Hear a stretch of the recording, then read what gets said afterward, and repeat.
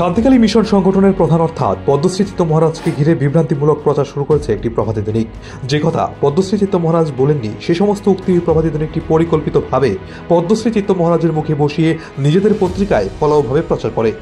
চিত্ত মহারাজ এই ধরনের কথা বলেছেন বলে ছাপিয়ে একজন প্রকৃত ধর্মগুরুকে হেয় প্রতিপন্ন করতে বড় ধরনের চক্রান্ত শুরু করেছে এবং রাজ্যের মানুষজনকে বিভ্রান্ত করেছে বলে অভিযোগ তুললেন শান্তিকালী মিশন সংগঠনের প্রবক্তা। এক্ষেত্রে এই প্রভাতী দৈনিকটির বড় উদ্দেশ্য থাকতে পারে বলে মনে করছেন শান্তিকালী মিশন সংগঠনের প্রবক্তা।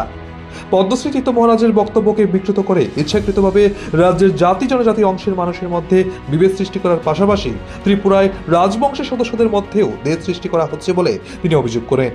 পাশাপাশি এই প্রভাতী দৈনিকটি পরিচালকদের তিনি পরিষ্কার জানিয়ে দিয়েছেন এই ধরনের বিভ্রান্তিমূলক প্রচার চলতে থাকলে শান্তিকালী মিশন সংগঠন আইনের আশ্রয় নিতে বাধ্য হবে। কেন একজন রাজ্যের উদ্দেশ্যে সর্বজন শ্রদ্ধেয় প্রকৃত ধর্মগুরুর মুখে বিভ্রান্তিকর মন্তব্য বসিয়ে পত্রিকায় ছাপানো হয়েছে তার জবাবদিহিও চাইলেন তিনি অভিযোগ করে জানান, একজন শ্রদ্ধেয় ধর্মগুরুকে হেয় প্রতিপন্ন করে পত্রিকায় ব্যবসা বাড়ানো কখনোই সম্ভব নয়। নিজস্ব প্রতিনিধি রিপোর্ট, এশিয়ান টাইমস।